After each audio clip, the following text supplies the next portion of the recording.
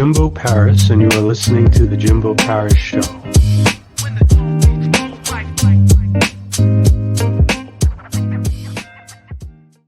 All right, how's it going, everyone? I am Jimbo Paris. Welcome to The Jimbo Paris Show. And today we have Terry Rich. Mr. Rich is probably one of the most interesting people I've seen. He helped solve the largest U.S. lottery fraud. He's a fraud expert, a speaker, author, and he has transformed many people's lives through his expertise and influence. So I'm interested to know. Let's see what he has to say. How are you doing, Jimbo? Great. You forgot crazy in that introduction, though, man. Like having fun. I love being part of shows. I always learn a couple of things myself in this, but I think by the time we're done, people realize I bounce all over the place. I love giving new ideas, thinking new ideas, and finding ways to help people from all the years I've learned, and also learn a little bit from folks like you. The show's about you, so let's start. What is it that you specifically do? Well, at this point, I'm a professional speaker, author, and I've even got a couple of TV shows that are about to come out. So I love doing a lot of different things. I grew up on a farm, if you can believe that, in a small town in Iowa. When I grew up, I got lucky because I didn't realize this at the time, but we had no money, but we had happiness beyond belief. Great family environment, parents who were very encouraging and encouraged me to try things that I might fail on, but always trying those new ideas. And when I went through college and realized I could talk and make a living, I got into television and radio. And it started in cable television. And I was lucky because all my buddies went to broadcast TV. I learned quickly that this entrepreneurial company called Heritage Communications was just the right fit, where everything we touched was brand new. We helped start CNN and MTV and all these different cable channels. And it really was so much fun. And you were really rewarded to try something new, even if it failed, because down the road, it seemed to succeed in cable television at the time. And whoever thought when I was door knocking, people would say, I don't need more than 4 channels. I'm not going to pay $6 for additional television, the amount of money we'd be paying today. Well, that turned out to be a fun deal. And ultimately, at age 40, I learned something my dad always said, work till you're 62 for somebody and, get your retirement, you're going to be happy. And I realized happiness really happens on the way to success. And at age 40, a group came in to try to buy the company. And so we cashed out. And all of a sudden I had all the money that I thought I would have when I retired. I'd seen a lot of the country and the world at that point with this company and all the excitement of Hollywood that went along with it. So I started my own company. And so I had my own company doing television production. Free previews of HBO is how we started it. So you could see HBO and then at the end would say, hey, if you enjoyed that movie, now's the time to call, that sort of thing. And that went really well for 10 years, but I just decided to get off the road at age 50. And I got a call, said, would you be interested in running a zoo? Well, grew up on a farm, had cows. Why couldn't I run a zoo? So we got to turn around a zoo. It was really fun. Be a zoo director for 4 or 5 years and build it into the second largest cultural attraction, put it in the black and raise about $15 million in endowment. So it'd be around forever. And at that point, the current governor at the time called and said, hey, the lottery director's ending. So would you be interested in running the lottery? Well, never done that either. And over those 10 years, I got to give away $1 billion in monies to people and prizes, and solve the largest lottery fraud in U.S. history. So that all came together, and I ultimately said, I got to retire, and started being on the road talking about the fraud case that happened that we just discussed that was solved with 2 hot dogs and Bigfoot, and or talking about innovation, new ideas going through the entrepreneurial stage of my life. So that's my history, and I'm still having fun. I've got kids and grandkids around, so it's pretty good times. Okay. So what I could get from there is that you've done close to about 4 big things: television production, zoo, lottery, and you're a speaker and an author. So yep, and my own companies. I was going to ask how long you've been in the industry, but I would have to be like, how long have you been in all 4 of these industries? Well, I just turned 70. So I actually started working on a farm when I first, heck, we were, feeding hogs and combining beans and doing all that all the way up.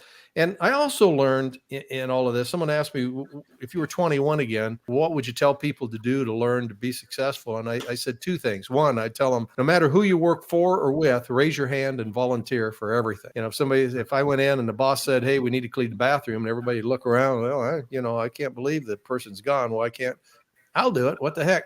because you get noticed. The second thing I'd do differently is try to figure out how to relax a little more. If you're in your own business or you have success with a project, it's really tough to slow down. And I'm still trying to figure that out of how to live life a little bit easier. But I've always had two jobs going no matter what I did. Right now it's retirement and the speaking gig. And then I've got a couple of TV shows I'm working on. There's always something going on, but that's what makes life fun, I think, Jimbo. You have a couple of TV shows going on. So what are those going to be about? Well, the first one, it was a documentary on this whole Eddie Tipton lottery fraud. That made national news, and CNBC's American Greed did an episode on it already, and there was an hour show on it. But the actual background, Eddie and the guy that prosecuted, Rob Sand, a great prosecutor, and I all had contact from various producers looking to do some sort of a movie or something with that. So the other one was a crazy show idea out of the blue called Soccer Slam. We produced a show when I had my own TV production company because I wanted to have something that was an asset that might pay year after year rather than work for hire, which is what I was doing. So created a show figuring that WWE was the number one show on cable television. I thought, well, what other sport at the time in the 1990s, they're not paying the professional players very much, and we might be able to do the same, put a storyline together. And I thought, soccer. This was before soccer was really popular in the U.S., so we did 4 shows for Fox Sports World and then Galavision called Soccer Slam, full contact indoor soccer,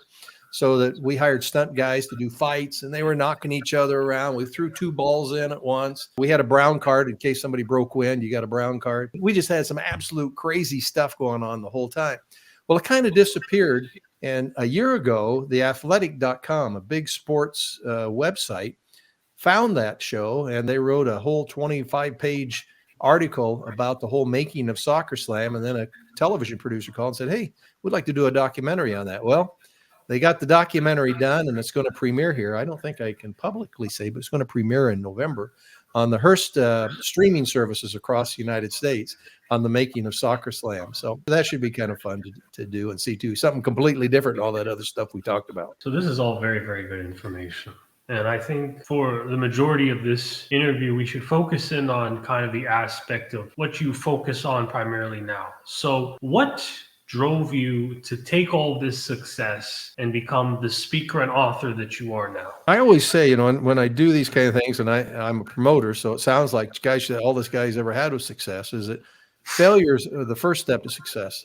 And even as I do things today, I've got all sorts of ideas that I've tried but failed. It's better to have tried and failed than to succeed at doing nothing. And I love having 2 or 3 things going all at once. And so, how do you improve upon things today that might be beneficial to others, to help others? And the zoo is a good example about giving back to the community. The lottery was a lot of fun financially and just promotion-wise, but the speaking business is absolutely the greatest retirement gig in the world because you get called up, they pay you to fly somewhere in the world, somewhere in the United States. They pay you, they put you up, they pay your transportation, and then I always spend 2 or 3 extra days and get to see the sites, and it's all paid for. And so it gives me a whole new option to learn, to grow, to keep my eyes open on all the different cultures, all the different diversity that's happening around the world and the new things of what the world might be in the future, as I hopefully can pass that along to others and also to my family and kids. And you mentioned the lottery a few points. So how long have you been in the lottery industry? When you play the lottery, it's run by your state, and they have a whole staff there. Usually they stick around for their entire career because it's really a fun job. You make people happy. It's big money. It's all the good things. The director, which I was one, in states are appointed by the governor. And in our state, you had to be confirmed by the Senate. And it's like a political appointment. You're in for 4 years. The background that they were looking for at the time that I got on and then was reappointed 2 more times by different governors, they were looking for promotions and marketing and just increasing the bottom line. And as a lottery director, you think your job is to sell more tickets. I really didn't want to look at it that way. I thought our job was to keep the game fair and honest. If you're over promoting and over promising, you're hurting people, right? But people like to gamble. So lotteries really have only been around for the last 40, 50 years and full-fledged again. Some states don't allow you to use a credit card, or you have to be 21 to do that. It isn't full-fledged of let's just take your money at all costs, and you hurt a lot of people. Now, people overplay, no doubt about that, but you try to put in checks and balances as the director to kind of oversee to those that want to play. So you mentioned here keeping lotteries fair and honest. If you're trying to keep them fair and honest, you're going to be combating against something called fraud. So what is sort of the definition of fraud, or what sort of is your personal experience with it? As a CEO, I always thought if the auditor came in and audited the lottery, we were free and clear. But I realized after doing some research, about 2 to 4% are found by auditors, outside auditors. Most fraud in an organization is found by the employees or vendors who are too close to employees in the organization. But in this job, about a year into it, I had someone call and say, "Hey, we got a problem." I said, "What's the problem?" "Well, we have this jackpot called Hot Lotto, which is played by about 21 states, pooling their money together to try to get bigger jackpots. And we had somebody win." Okay. Well, and that person hadn't come in for almost 11 months. Well, that's weird in itself. If you have a $16.5 million annuitized jackpot, even Bill Gates, I think, would want to come in and claim it. So we knew something might be screwed. But then we got a call from a lawyer in Canada who said, "Hey, I'm just going to send you the ticket. You send me the money." Ding, ding, ding. Something didn't feel right. So they said, "Hey, we don't think we should pay it." And I thought through it and I thought, yeah, that's right. Because if you pay it, you may never see the money. If they sue us, which is likely, then we'll have to go to court. But then a judge decides and we can research a little bit. But if you pay it, that they'll take off if it's illegal and you'll never see them again. So we decided not to pay it. And all of a sudden, through the next month and a half before the claim was to expire, we had someone from New York try to come in and claim it.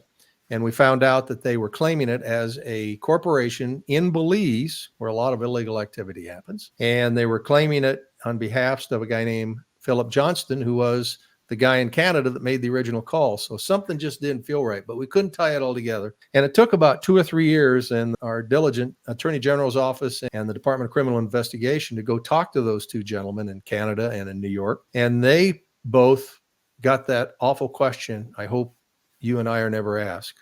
You want to be the defendant or do you want to be the witness? They both, by the way, decided to be the witness, and they gave up somebody in Houston, Texas. And when it all came down to it, we figured out by showing the video of the purchase of the ticket that people started identifying that. Remember, we talked about employees or anonymous tips or where most fraud's found. We found that it was an employee of a vendor who does the drawings for all lotteries across America. And that employee was a security officer, and he was best friends with a guy in Houston, and his name was Eddie Tipton. And lo and behold, when it's all said and done, he got up to 25 years for creating this fraud by rigging the computer that was drawing those numbers. Now, Powerball and Mega Millions drawn by balls, but this was drawn by a computer. And when it's programmed by the same guy, we knew something was screwy. And ultimately, we got him to confess and sent to prison. Now, when we talk about this programmer, and did the security guy get in trouble too, or was he? The programmer was actually the security guy too. And Okay. One of the things I learned in all this, and this is probably the best lesson if people have their own little or big business, is the American Society of Fraud Examiners said there are 3 things that will create fraud in any organization, whether it's a church or a school or a great big company. One is financial need. Now, usually if you hire a really good employee and they're great for 3 or 4 years, they go through a divorce, they lose half their money, they maybe have a gambling problem, a drug problem, credit card problem. That creates a need of, I got to get some money and I got to get it now. But the second thing they have to be able to do is have the opportunity to steal it. And that usually is in a small organization where you have somebody who writes the check and writes the purchase order. They have all the keys to the kingdom, so to speak. And that's what happened here. This guy wrote the program. He compiled the program. He oversaw the computer. Nobody really oversaw him. So you got to have checks and balances within an organization. The third piece in all of that if you get it done, you're pretty ripe for fraud, is on the shoulder, the little devil says, "You know what? Joe over there or Sue over there is making more money than you are. You deserve this." The rationalization of why I should do that. Now, if I rationalize it's good, I have the opportunity to steal it, and I have the financial need. Yeah, you're pretty ripe for fraud. That's what we found happened in this case. And that's why oversight is so important, which has changed since then. People ask, well, that was done with a computer. Are balls safe with all these other organizations? And lotteries do billions and billions of draws every year across the world. And I know of only maybe 4 or 5 out of the last 40 years, there was a major fraud done by an internal person. There's so many checks and balances with these lottery tickets. And a lot of things have changed since the fraud I'm talking about happened. And I feel pretty comfortable with playing the lottery today. You also ran a lot of startups too. You're a successful entrepreneur in many people's eyes. How do you think people here, young people, can also succeed in startups? I started out as an employee, and I think to me, if you have an idea and you think it can be successful, you want to just keep working on it, but seems like you always need some sort of cash to get going. So my recommendation is go to work for an industry you think you might want to start a business in. Go to work for that industry, learn everything you can, continue to pile that money, but at the same time, start your business. Do your business on nights and weekends, something that is unique, different, that can reach a market that you think is important. And then as you start making money on that business, wait until you've got enough money that you can live on to change on it. That way, if you got kids and family, you're not just bankrupting and throwing away all of your money. Then once you have the success and you start your own company, you take calculated risks. And as you make money, if you don't continue to innovate, you're going to lose. And I think successful people that I've dealt with have always figured out how to put money aside and keep money so they don't always have to bet the bank. And I tell them, you know what? Failure is truly the first step to success, but you got to have enough cash to try the second idea, the second step. If you think about a little kid, when they first get started, they are learning how to walk. They pull themselves up on a couch or a chair and they take the first step. But inevitably what happens? Boom, they fall on their face. But they're dumb enough because they haven't failed before to crawl up and take 2, maybe 3, 4, 5 steps. And then all of a sudden, they're running all over the place. So you want to encourage people to try something. It's better to have tried and failed than succeed at doing nothing, and have the resources to try the second and third time and not just give up. And too many people after the first failure just give up. You don't want to do that. I mean, we have all failed. I have so many successful friends, and whenever I talk to them, they all have failures personally and professionally in their life, but they learned how to learn from those and be able to take the next step. So I think that's step number 1. Step number 2 is always have a bundle of ideas so that you can have 1 or 2 going at the same time. So that if you're the person who creates a CD or a cassette and 2 years from now, those are gone, nobody ever uses them anymore, you've got 2 or 3 projects going, so that that curve I mentioned where it flattens off, people die, people move, technology changes. You've got to have 2 or 3 products so you're continue the growth as you do that. So those are a couple of lessons I learned and I believe strongly in as I do my speeches. You mentioned having a bundle of ideas. You also kind of call yourself the idea dude, which I find quite interesting as well. And you mentioned that quite a bit. I'm trying to feel young and hip. I'm not really. I'm an old white guy with bald, and I'm just trying to think of ways to do this. But here's the theory. What I kind of learned in managing people and I learned this when I went to wine country one time, because I thought that people who grew wine just went out back, picked their grapes, and had the award-winning bottle of wine. No, the people who make wine go across the valley, because every year the grapes are grown different. And they take a bushel basket and they try all these different grapes. And the same thing happens when you separate in a brainstorming session or getting your ideas. I always say you take 15 minutes and just write down and talk to your other friends and everybody else, and no judgment.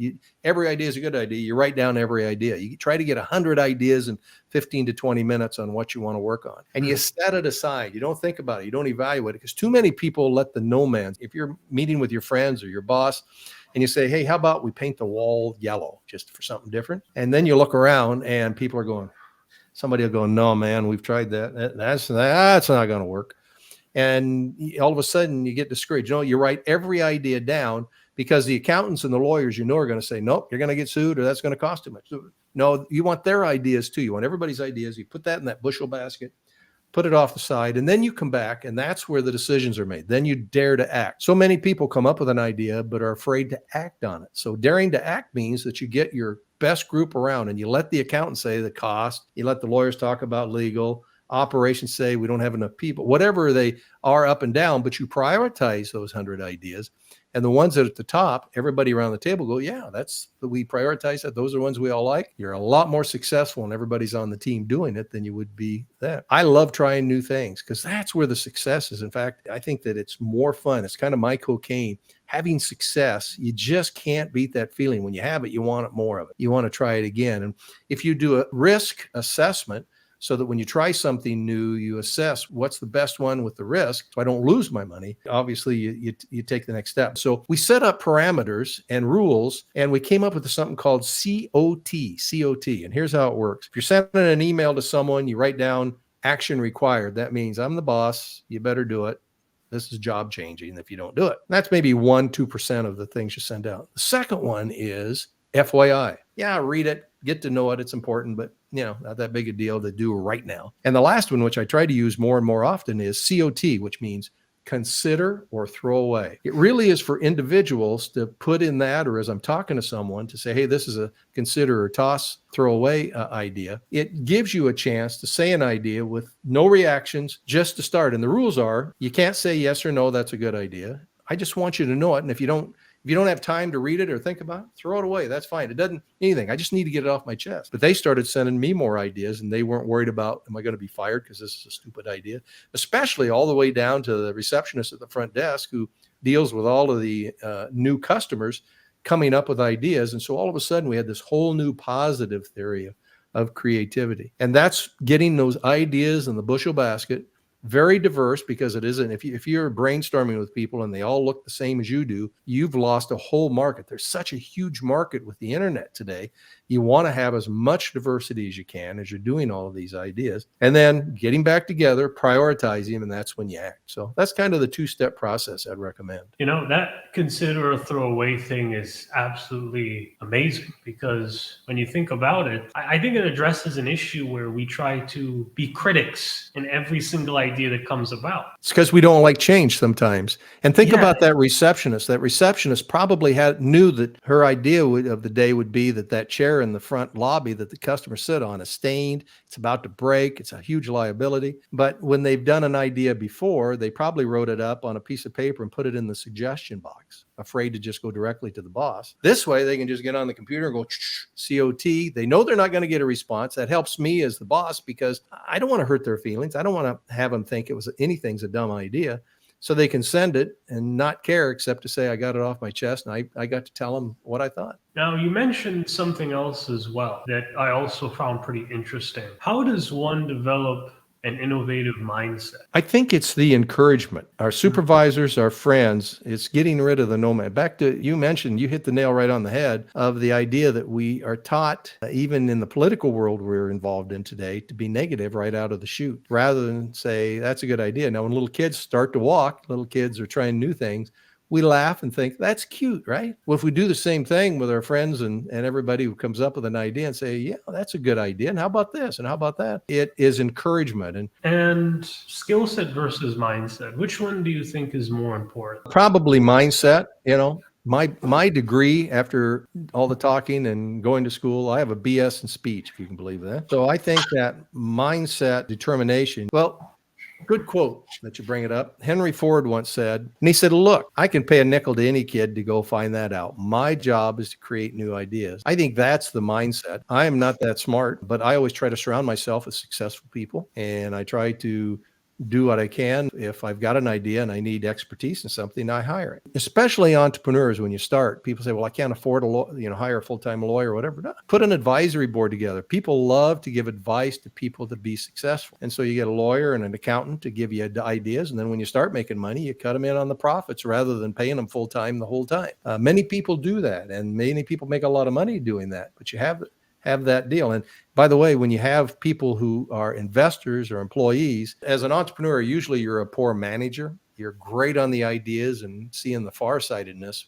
but actually execution day to day on legal, on accounting, on sales, on all the other stuff, and that most have that same expertise. You want to surround yourself with a good idea and the diversity of ideas, back to ideas, so that you get as broad of an audience buying your product as possible. Yeah, that's a really big point, because most entrepreneurs are generally visionaries, and sometimes that can create a disconnect. Well, to fix the disconnect, you mentioned it's better to save money and work with experts part-time rather than full-time. It's really interesting. It takes a lot of time to manage people. When I came out in my own company, I tried to do jobs for hire on everything we did for TV, because you didn't know, I'd get 2 or 3 projects in a month and then not have a project for 2 or 3 months. So I'd be out selling for the next one. Well, if you have a bunch of overhead, you can't last very long. If you job it out and you do work for hire, you last a lot longer. That's usually how the TV and movie business work. Now, you've learned a lot of lessons, and you kind of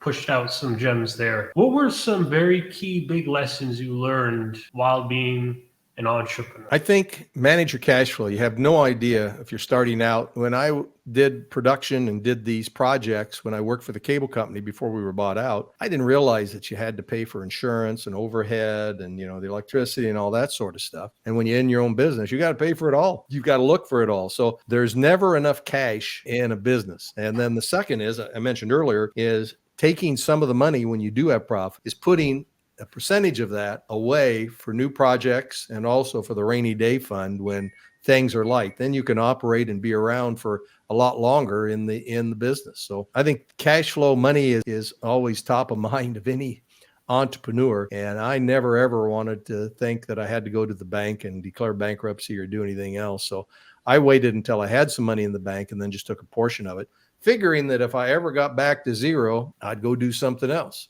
and I'd still have lots of money. So I think often, and that's a lot like gambling, isn't it? You go to the craps table and you play and you win and you could walk away with it, but man, that was fun. So I'm going to keep betting. And then all of a sudden you get down to zero. And I just know that if I pull out another 100 or another 1,000 to bet, I can win it all back. People don't. So the big lesson I learned in the gaming business is that to play and to gamble, what you want to do is say, today I'm going to spend X amount of dollars. I'm going to spend $50, $100, whatever you can afford to lose. And I'm going to call that my entertainment money. And I'm going to go play it. And it may play for 20 minutes. It may play all day. But if I lose that much money, I'm done. And if you can walk away, you've had some fun, you've had some entertainment, and you feel a lot better the next morning when you wake up that you still have some money and you just use money you knew you would lose or could lose. If you didn't, you might have spent it on another show or on something else. Who do you think were some of your personal career influences? Or a variety. Johnny Carson was the one that really pulled me up over the top. I got to go be on his show, and he's actually was born in my state in the early days, but he had a personality that could relate to anybody. And I haven't met anybody that I really, I like them all. I like to meet people. I like to learn new things. And I think he exemplifies that. He could bring out the best of anybody, and he made a lot of money, and he was a good business person on top of it.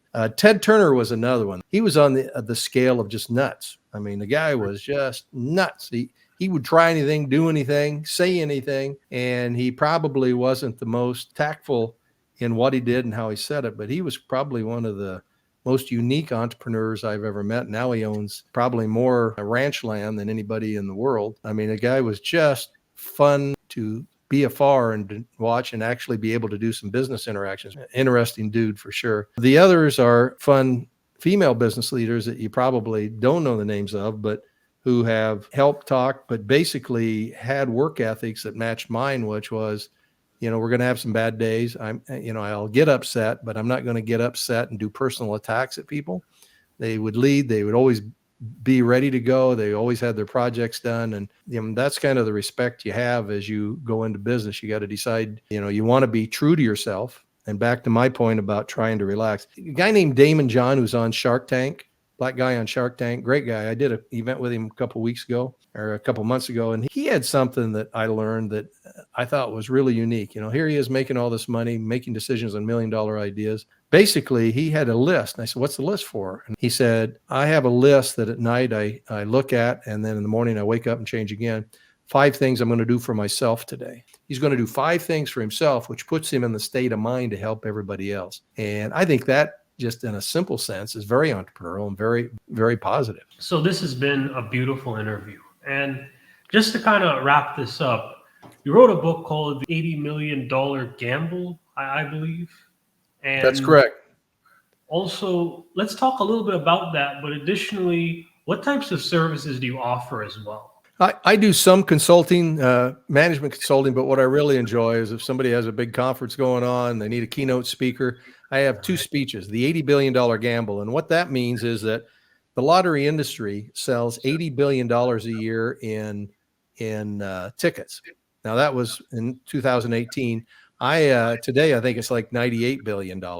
That's more than all the movie income, all the music income, all the sports ticket revenue combined. That's how many lottery tickets are sold. So the gamble was whether we'd solve that lottery fraud or not. So this tells the inside story of that lotto fraud and how a ticket, hot dog, and Bigfoot helped solve that lottery gig.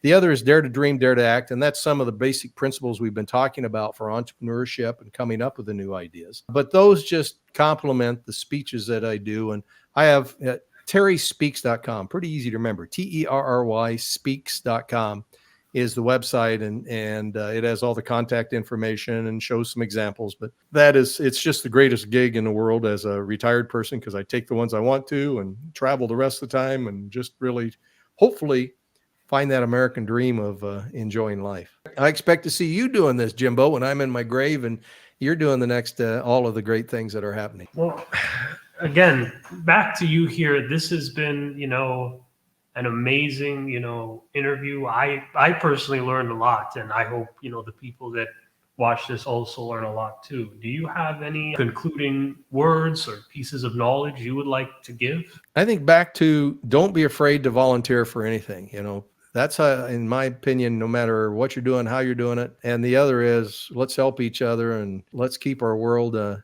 friendly and fun place. That's what I enjoy. And doing things like this with you is really very rewarding to me. And in my years where some people want to just go hibernate somewhere and rock in a chair, I'm not going to do that. I'm going to see if we can't continue to help people. And it looks like you're doing the same thing with this podcast. So thank you. Mr. Rich, you're a motivation. You know what though, Jimbo? Not once did you call me a son of a rich. Son of a It was fun. Definitely.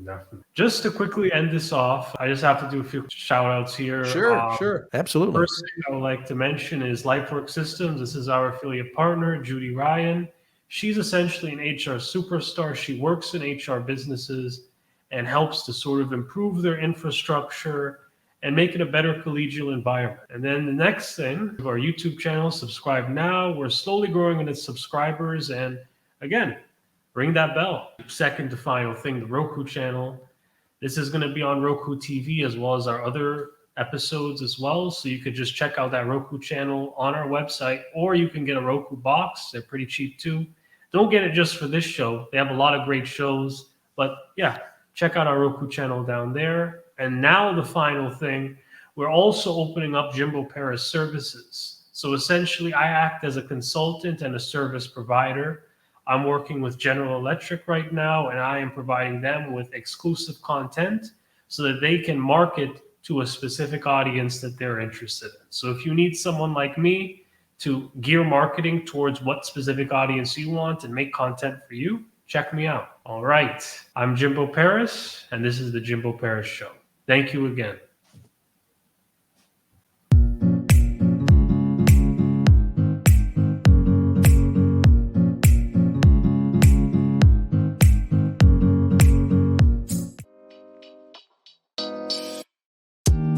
Thank you for listening to the Jimbo Paris Show.